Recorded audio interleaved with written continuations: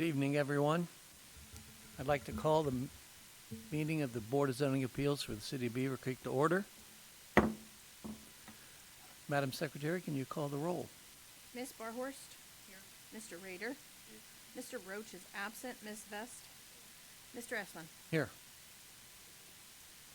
Can I get a motion to approve the agenda as presented?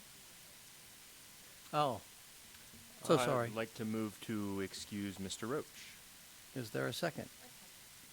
And as far as discussion, Mr. Roach had to recluse himself from this particular case for a potential conflict of interest, so his excuse obviously is in order.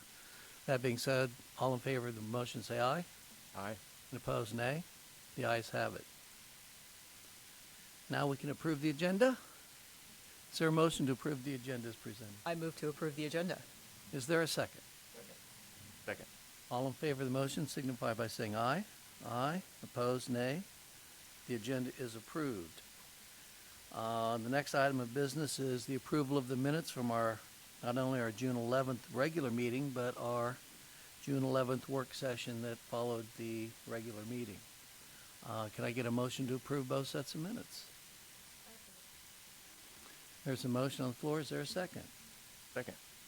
All in favor of approving the June 11th minutes and for the regular meeting and the June 11th minutes for the work session, signify by saying aye. Aye. Opposed, nay. Our next order of business is a case that's before us, and we'll have a public hearing here shortly. Madam Secretary, would you like to brief us on this case, please? This is case number BZA 25-1 on an application filed by Sean and Andrea Daly, 2187 Van Noss Drive, Beavercreek, Ohio 45431, appealing a notice of violation issued by the code enforcement officer. The notice of violation referenced a violation to Chapter 158.118 of the City of Beavercreek zoning code. The property is located on the west side of Van Noss Drive, 3 lots south of the intersection of Kemp Road and Van Noss Drive, further described as Book 4, page 15, parcel 69 on the Greene County Property Tax Atlas. Thank you very much. Before I open the public hearing, Matt, do you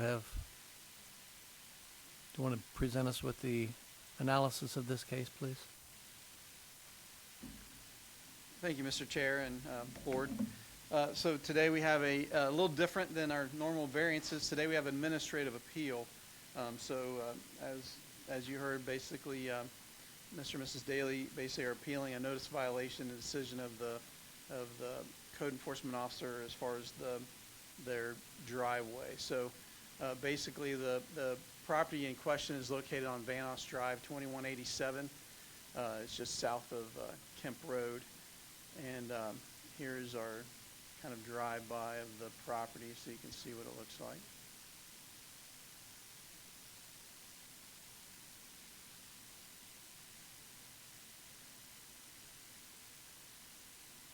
And that's the driveway in question there.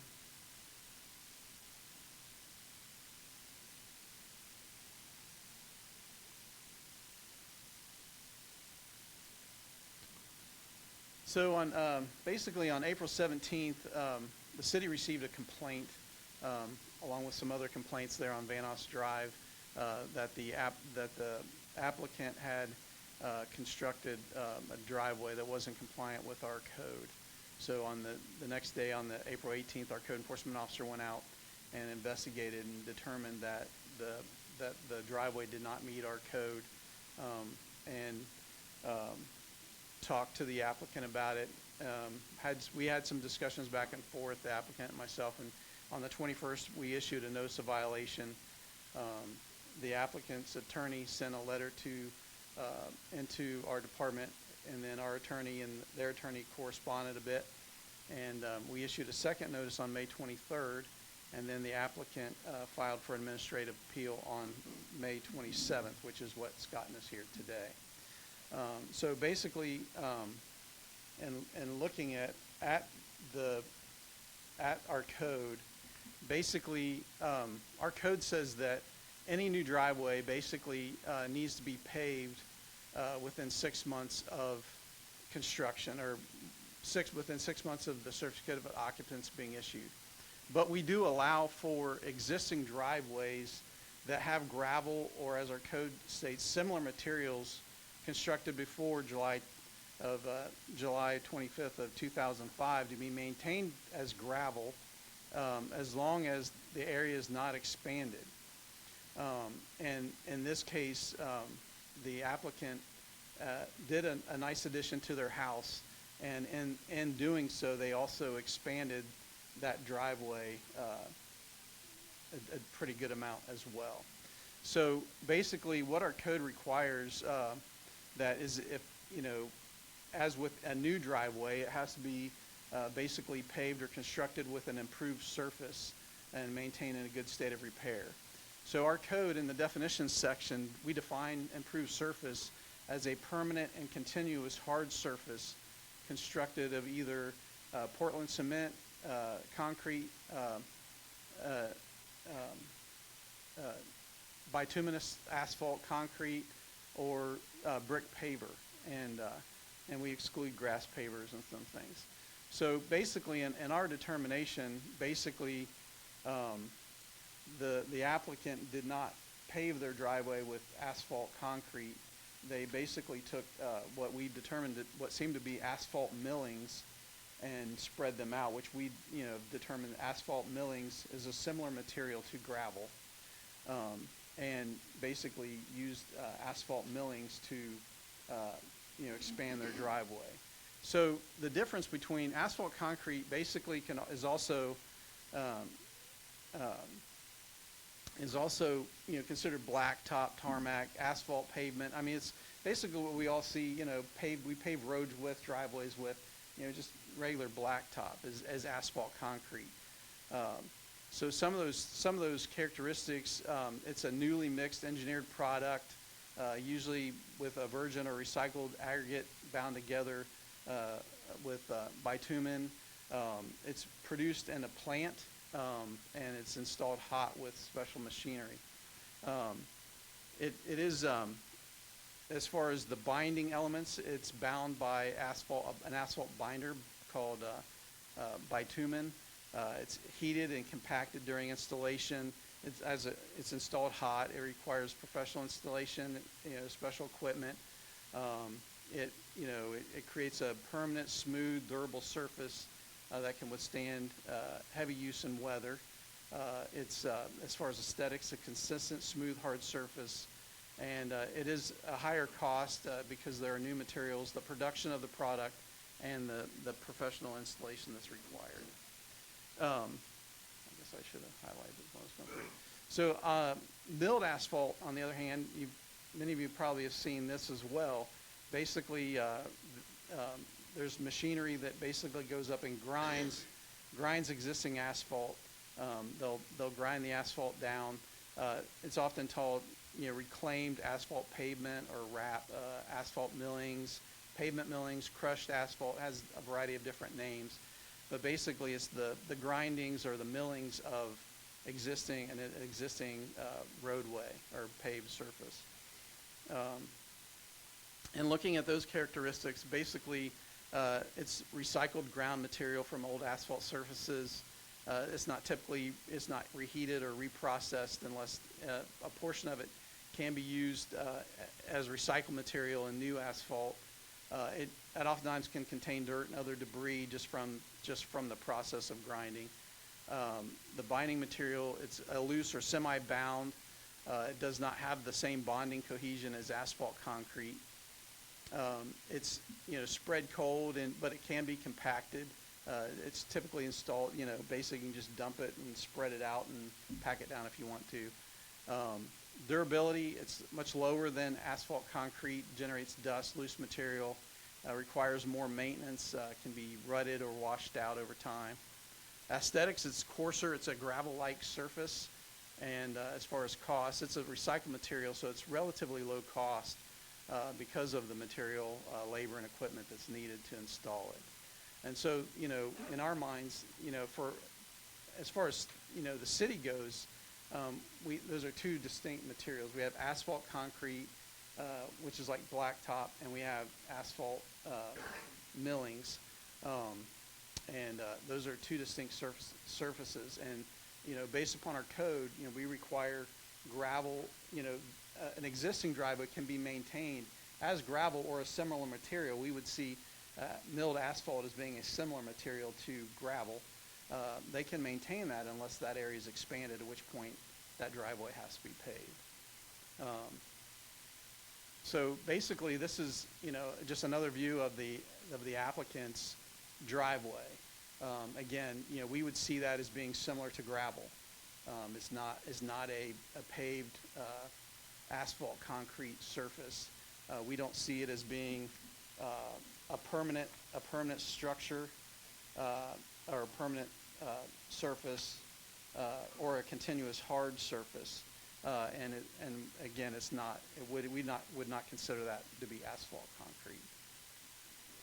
So in this case, basically, the board has basically two decisions, or the decision between a couple of different things. One is you can approve the applicant's administrative appeal and basically finding that staff misinterpreted or wrongly interpreted the code, or how, and basically rule in their favor, and doing such would allow them to maintain their milled asphalt driveway. Or you could deny their variance request, basically finding our decision, the staff's decision, and the issuance of the notice of violation to be correct and in accordance with the code. And then, staff would obviously continue to work with the applicant to bring their property in compliance. In our code, like I said, we see gravel and similar materials, and we see milled asphalt being a similar material to asphalt. We established that in 2005.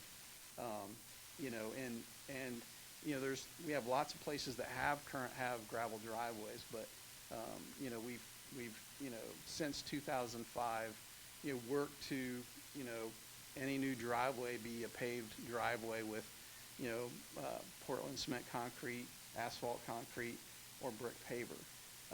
The thing I would caution the board to in thinking of this decision is to say that milled asphalt is the same as asphalt concrete.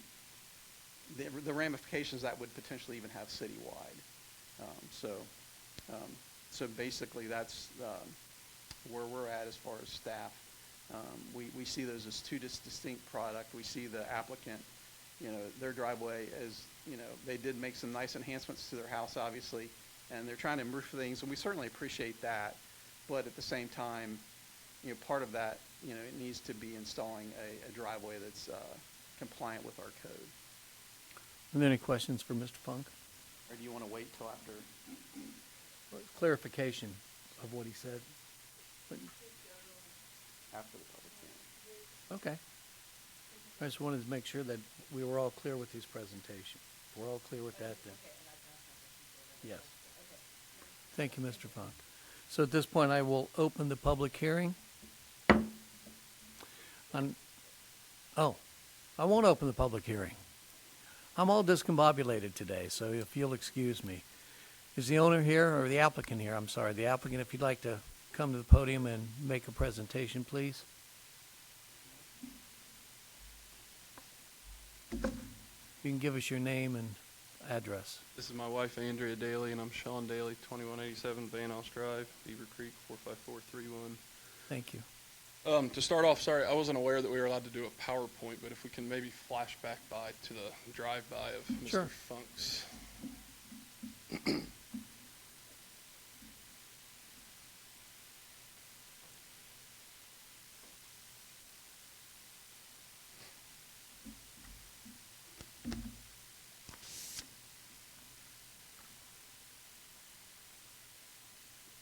This is our current driveway as of leaving this evening.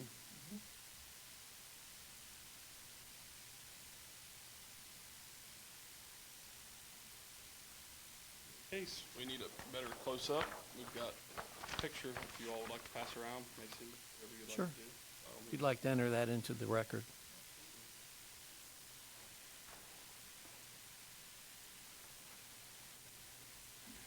And now that we have paused on this picture, I'm not sure that they correlate with one another, but you guys can make your own decision on that.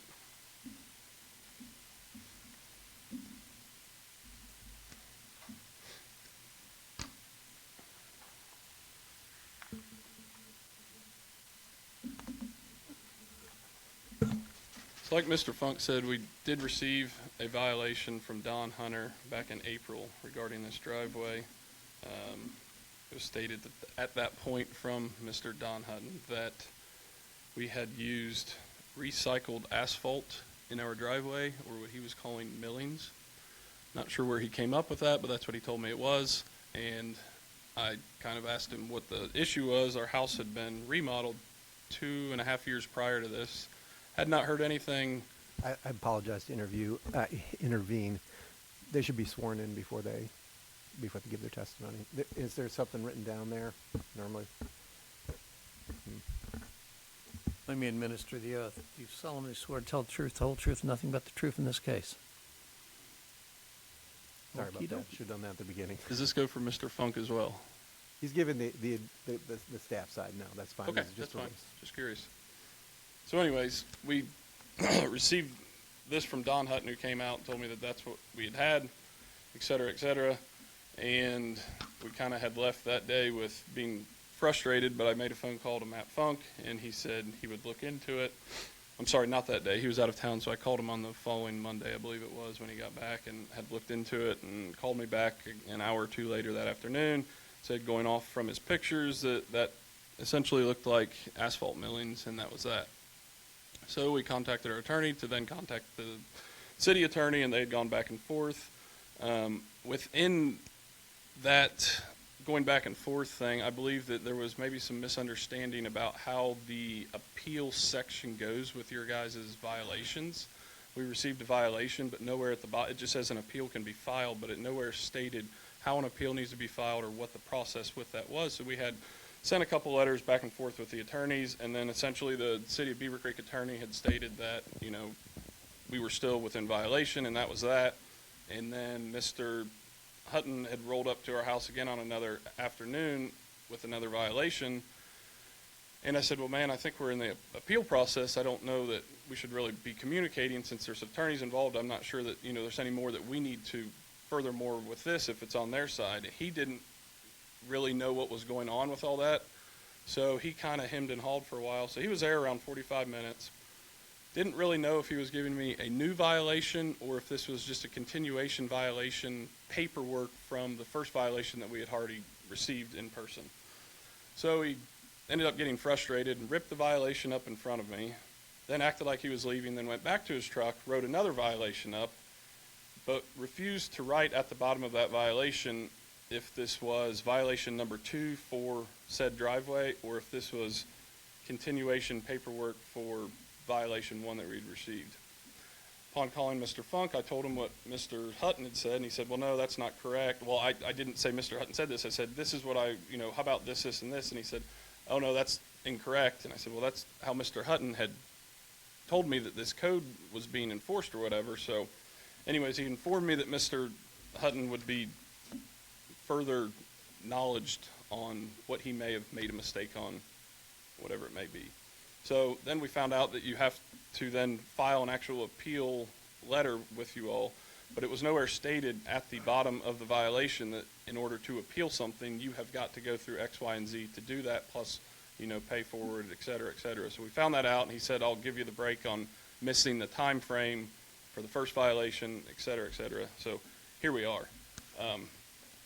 Anyhow, I think we've kind of gone back and forth. He kind of, I guess, knowledge you on what bituminous asphalt may be, so I don't think there's really any reason for me to go through that. But I think we're kind of at a point where I'm describing what I have down in my driveway as bituminous asphalt solely through. I'm not sure where the misinterpretation may be. Along with that, I tried. Obviously, we did a home remodel and everything. Inspectors had been out. No one had ever mentioned anything with being out of code or, hey, you need to update this, or this, meaning there was nowhere that I had to take a permit on a driveway expansion, if you will. So with that being said, I went ahead and furthered my knowledge on that, and nowhere on your guys' online portal did I see where I had to do an online permit for a driveway expansion or get a inspection on a driveway expansion. That was never, listed anywhere that I had saw. As Mr. Funk had mentioned, that it was defined as being an improved surface is what is stated as for a driveway. Under your code where it says for parking RVs, it states that the material to be used is Portland cement, bituminous asphalt / concrete, or continuous brick paver surface. But under the driveway, it states it must be constructed of an improved surface solely as that stands. So, as our attorney had said with your all's attorney, that if that's how this needs to be looked at, then you need to define your driveway just as much as you did for, let me pull it up here. Yeah, so in 158 dash or .118, under C, we have recreational vehicles, and it says under number 4, it excludes the use of existing gravel driveways grandfathered in as described in D2. All recreational vehicles visiting or otherwise shall be wholly parked in a parking area or driveway of Portland cement concrete, bituminous / asphalt concrete, or continuous brick paver surface, and in a manner so as not to obstruct traffic. Then if you go down under D to number 2 for driveways and or parking areas must be constructed of an improved surface and shall be maintained in good state of repair. Also stating all driveways and or parking areas must be constructed by using standard engineering practices for the purpose of accommodating vehicular parking. I'm still a little bit torn as to where our confusion is with the asphalt that we have in our driveway. Is it not the asphalt that the city wants to see, or is it not the asphalt that the inspectors or that the code enforcement officer wants to see? Or, you know, I don't know. I guess we're kind of confused. That's why we're here tonight, because we're not really entirely sure where we're getting confused at what we have versus what you guys have, along with what you guys have on your roadways that are in the city of Beavercreek that we all pay our taxes for. Which brings us to these pictures that you guys can pass around. This is on a city roadway in Beavercreek.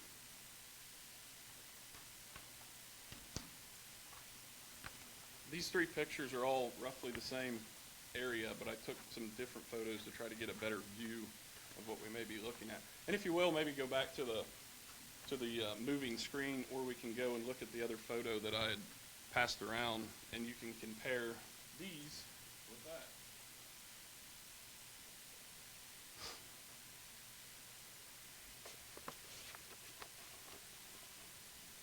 Yeah, that's what. Are we able to pause the video at the drive point, whatever? Okay, well, we'll just leave it on replay then.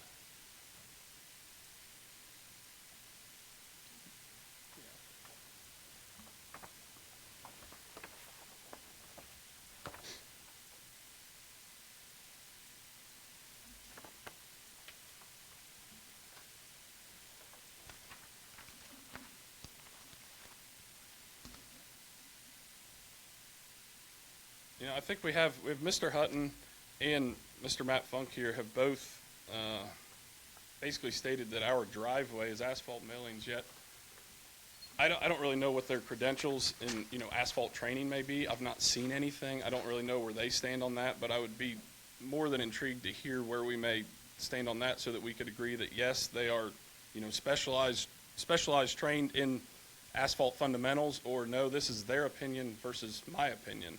I think we've kind of got to a point that we could maybe agree on that. I think that this is coming down to they think it's this and I think it's that, but I think it may be safe to say that there's probably not much of an eyesore coming from our driveway on any portion, more so than what we have seen on a lot of city streets that we pay our taxes to, you know, keep maintained, you know, along with other areas and properties, vacant properties, overgrown properties in the city.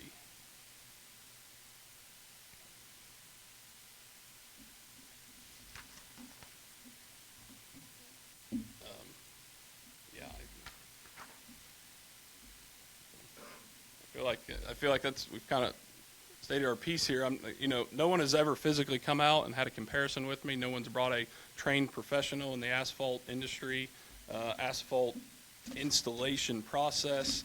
other than what we just saw on a slideshow, you know, there's nowhere in your guys' code book or essentially in the code book that states how said product, being pavers, being concrete, bituminous asphalt / concrete, needs to be installed.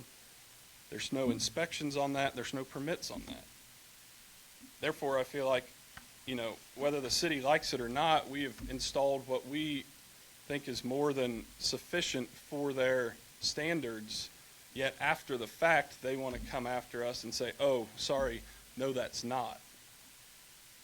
It makes it very tough on our end, financially, physically, and, you know, emotionally, to have to think that we may have to redo all of this because somebody may not like that. Just because somebody may not like that doesn't mean that it's wrong according to how we all interpret the codes that you guys have so, you know, have wrote out and you know, expressed for everyone and enforced for everyone. Anything else? I think that's it. Thank you very much. Appreciate it. Now I get to open the public hearing, right, Counselor? That's correct. Okay. Public hearing is now open. Anyone that wishes to speak on this matter, please step forward. You get 3 minutes.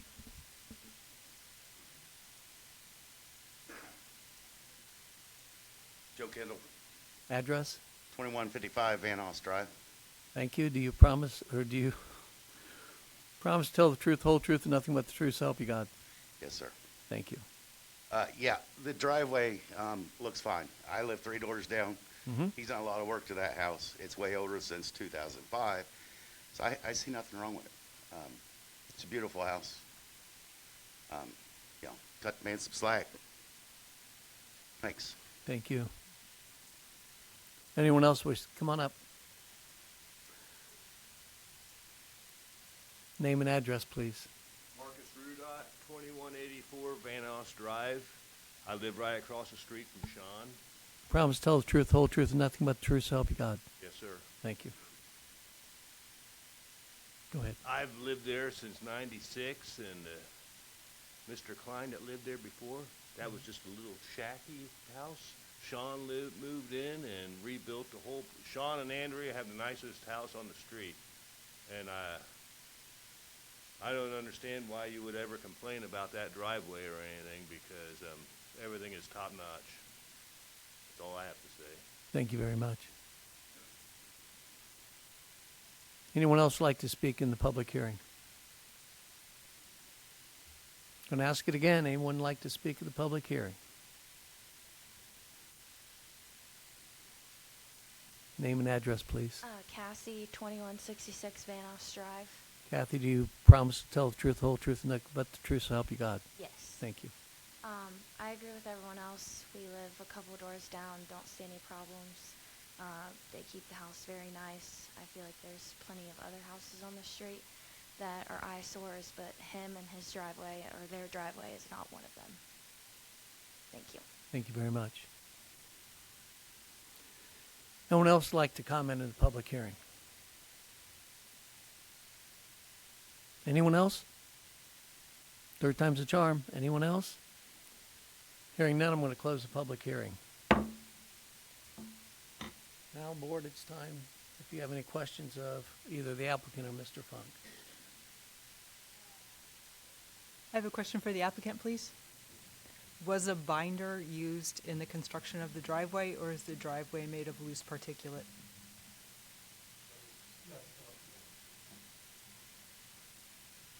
Can you define the binder, please? The binder, are the particulates in the driveway Correct. loose? Can you define binder, Like please? Are they solid like the asphalt on a road would be? Absolutely. They're bound together. Solid. Okay, with what are they bound together? Asphalt, bituminous asphalt, is the product that's on my driveway. It's bound together. By what? I take That- her clarification. Can you reach down, grab handfuls of it, chuck it off, or is it Yes. stuck? No, Thank sir. you.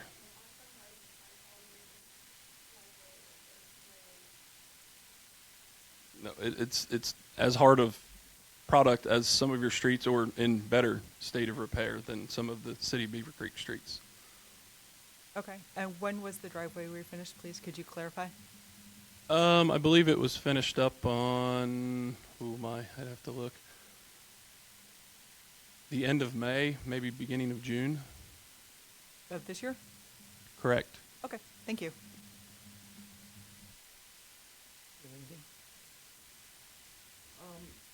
Yes. So maybe this is a question for council, or possibly staff. I'm not sure.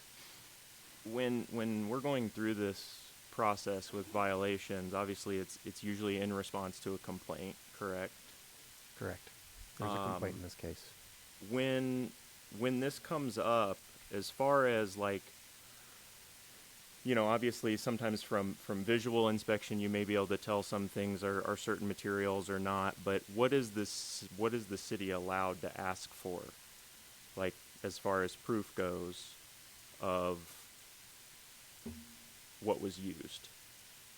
I can turn to Matt for that. I mean, they do a visual inspection, and I think you can tell the difference between Yeah, I mean, we pavement would do a asphalt visual and- inspection, you know, and I think, you know, again, asphalt concrete is a manufactured product in a plant.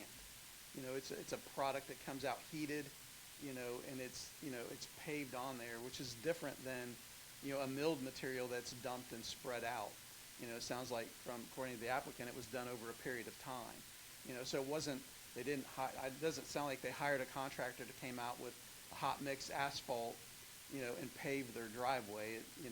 It was more of a loose material that was, you know, dumped on their driveway, spread out, and probably packed in, which again, those are two distinctly different materials. You know, I think the applicant, I mean, I think a lot of people see the difference between the two. You know, if you hired someone to pave your driveway with blacktop versus, you know, getting asphalt millings and spreading them out in front of your house and packing them in, those are two distinctly different products at two distinctly different prices. You know, the city, you know, again, you know, asphalt concrete is a manufactured product that comes hot out of a plant and you know, and is paved on, you know, it's a pavement that's done on the, you know, surface that's, you know, rolled out and all that kind of stuff. I mean, we've all seen it on roads, which is you know, with reasonable confidence is not what this is. And I think I can simplify this so that I think there's no question that an improved surface was required when they widened their driveway. And you guys are bound by what the definition of improved surface is in the zoning code. So an improved surface is defined as a permanent and continuous hard surface constructed of either one or more of the following: Portland cement concrete, bituminous, I don't know how to pronounce that, / asphalt concrete, or a solid brick paver surface excluding grass pavers for the purpose of accommodating vehicular parking and ingress and egress to the property. So that is the definition, and it's whether what they put on their driveway meets that definition. Understand. Let me finish this. Do you mind if I jump? Go ahead. Your turn. I just wanted to ask, where can he access that definition? In our zoning code, the same place he accessed. In our code, in the beginning, we have a whole list of definitions. You know, the applicant said, you know, we should have had that, you know, that term highlighted or something, but we have lots of terms in our zoning code that, you know, those terms aren't highlighted in the code but are still defined, whether it be front yard or lot, or, you know, we have any number of things that are defined within our code that aren't highlighted or you know, emphasized in any regard. But, you know, And I'm going to clarify that as well. So the definition section, they are. Specific terms will be in all bold, capped, improved surface. But then every other time that it appears in the zoning code, they don't put it in all caps and bold. Just like Board of Zoning Appeals is a defined term in the code, and they don't put Board of Zoning Appeals in all caps and bold every time it would appear. And if you did that with every defined term, the code would look terrible just to look at. And that is the way the ORC, the Ohio Revised Code, the OAC, the Ohio Administrative Code, the definition section comes in the beginning. They define specific terms, and then they just use them. And you'd have to go back and refer to the beginning section of the definition. In this case, the definition came on page 15. It's in alphabetical order. It's the third section of the code, goes through all the definitions. That answer your question? Yeah. Anything else? You have a couple of questions. Don't go too far away, Mr. Funk. Okay. If you'll, the applicant, let me ask you something. As part of your improvement to your home, did you actually increase the size of the driveway? Well, we essentially increased the garage got added, so we didn't have a driveway that fed us to the garage, so we had to increase the size of the So driveway. you increased the size of the driveway? Correct. Okay, thank you very much. And just to clarify, Mr. Funk keeps flashing his PowerPoint back to a photo that's not an updated photo at all of our Okay. driveway. We'll get to that. Thank you. And Mr. Funk, now that we've established that the nonconformity that was there prior to the expansion of the driveway means he now needs to meet the new code, correct? Correct. Okay. Is it the intent of the code? Do you believe it's the intent of the code to have an impervious surface? Yeah, I mean, it typically, yeah, a paved driveway would, of those material, any of those materials would be pretty much an impervious surface, yes. Okay. I think might be all I have for now. I do have one more, Sure, Chair. we'll go back to if I seconds. may. Sure, everybody gets seconds. Do you want anything else? Okay. I just have a question about, probably council, for kind of implications. What are potential implications of the decision if we are to not agree with the city, for example? What does that mean for others, and what does that mean for the code? Does the code now become completely inconsistent, or what are the effects of that? So if you say that this is not a violation, that asphalt millings meet the requirements of, I'm not going to mispronounce it again. If you're going to say asphalt millings are a permanent and continuous hard surface constructed of bituminous/asphalt concrete, that means anyone who wants to expand their driveway could use crushed up asphalt to expand their driveway without violating the code. It likely also means you could use crushed up cement, because you're also, one of the definitions is a permanent and continuous hard surface constructed of Portland cement concrete. So if someone had crushed up concrete, they could pour that down like gravel, and it would be the same as crushed up asphalt. Once again, those are finished product versus crushed up product after the fact. And your decision here would, you can't be giving consistent decisions into the future. So those are the ramifications. Thank you. Mr. Funk, Yes, sir. when's the last time you inspected the driveway? I did the drive-by the other day. That's, the video was from earlier this week or the end of last week. I can't remember which, but it was sometime Okay. within the last week. And let me ask the applicant, has anything changed in the last 2 weeks? I'm going to ask the applicant again, do you consider this a hard surface? And what makes it a hard surface? Is it waterproof or water resistant? Park your car on it, and the air conditioner water will run right off. Can you tell me how the driveway was constructed, please?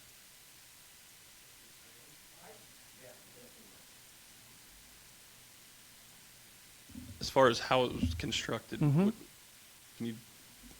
So I'm not sure what you're trying. you brought in 3 inches of crushed limestone that was then rolled, and then you brought in bituminous asphalt that was laid down and rolled, I assume? Absolutely.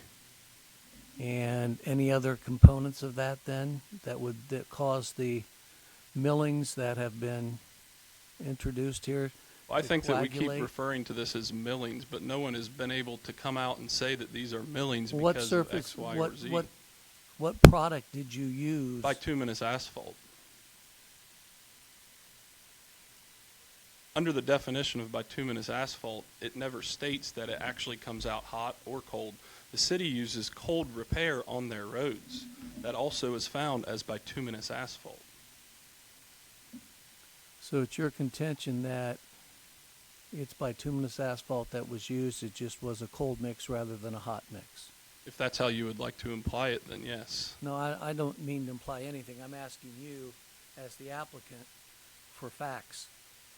Well, I'm not sure that I could fully answer that the way you're looking for, as far as what are you calling hot and what are you calling cold. Mr. Essman, the city engineer is here if you want to ask him questions about the difference between Thank you very asphalt much. millings or asphalt concrete. Okay, can I have the city engineer come up, please? Thank you. Mr. Engineer, I'm going to have to ask you your name and address. Sure. I'm Jeff Mormon. I'm the Public Service Director and City Engineer. And I'm going to Yes. ask you, do you promise to tell the truth, whole truth, and nothing but the truth, so help you God? Yes, I do. All righty. Can you tell us what the difference between, we used to call it cold patch and hot patch? Yeah. I think what he might be referring to in the wintertime, the asphalt plants are only open Closed certain till times December. of the year. So if we have, like, say, like a pothole in the middle of winter, we have to use something called cold mix to temporarily fix those potholes. But in the spring and summertime, when the asphalt plants reopen, we go out, we remove that cold mix is what we call it, and put an actual hot mix patch back in. Right. And so there are some instances where, again, when the plants are closed, we will use cold mix temporarily to do a fix. And I think, too, we maintain 252 centerline miles in the city. Mm-hmm. So I'm sure if you drive those whole 252 centerline miles, you're going to find some areas where there's some, maybe like a repair was done on a water main, or maybe there's a base repair needed somewhere, where I'm sure you could go find examples in the city where, we might need to do a fix on a roadway. And certainly, I didn't see the examples he passed out, but certainly if those locations are shared with me, we get somebody out here to, They don't have any locations listed, but, yeah. okay. So, just from what if I could add one thing here, the material that was placed, just looking at the picture, you can tell there's a granular coarseness to it. It really, to me at least, I've done a lot with asphalt over the years. I have about 30 years of experience doing this kind of work, all kinds of public improvements that we've done in that time. And the material I see in the picture has a coarseness, a granularness to it, where it looks like what we would call asphalt millings or recycled asphalt. Where just like what Mr. Funk was describing, where it's a product, it's a leftover product when they mill out like a parking lot or a roadway. It's the grindings from the solid surface that used to be there. And it looks like, we've seen this done in the past, or even like the city, maybe we had like a trail we wanted to do or something like that years ago. We might use that as a substitute for gravel. But that hasn't been the case for a number of years, because now the mixes that we use, it requires so much of the recycled asphalt to be used in the new mixes. So that's kind of a thing of the past. I think I'm kind of rambling. If you have any direct questions, I'd be happy to answer those. Based on your experience, is this an impervious surface that's resistant to potholes, et cetera? It is not in my experience. I would classify this as being a substitute for gravel, essentially, where you can use that ground up asphalt material and roll it and compact it. It still acts the same functions as a gravel, essentially. You can actually substitute the millings for gravels in certain situations. So in your expert opinion, this does not meet the code? In my opinion, it does not, no. It's, and again, the definition that I read in the code, it's a continuous, I believe, solid surface is the wording. I'll read it for you. Permanent and continuous hard surface constructed of either one or more of the following: Portland cement concrete, bituminous asphalt concrete, or a solid brick paver surface excluding grass pavers for the purpose of accommodating vehicular parking and ingress and egress to the property. Yes, and in my opinion, it falls short of that definition. Thank you very much, Mr. Woolman. Anyone have anything for city engineer, or, sorry, public service director? Either one's great, yeah. Anyone else? Can I ask, do you believe this driveway surface meets the definition of continuous, in your expert opinion? I don't believe it does, no. Thank you. If you are going to testify, you have to come up to the, and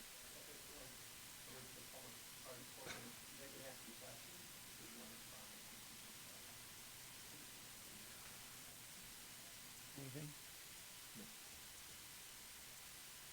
When was that first picture that you showed us? When was that taken? I believe you had it dated 5/23 of 25 there.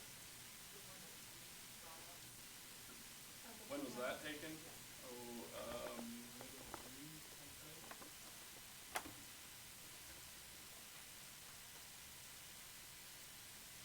Got it on the video. It's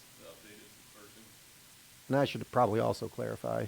So the question before you is whether there was a violation on the date that the violations were given. So if they had entirely gotten rid of that and paved it with concrete between the violation and now, they would still have caused a violation. I doubt the city would have pressed forward with anything, but the question before you is whether there was a violation at the time. Thank you, Counselor. Any other questions?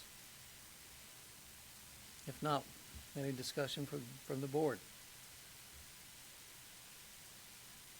Can I get a motion from the board?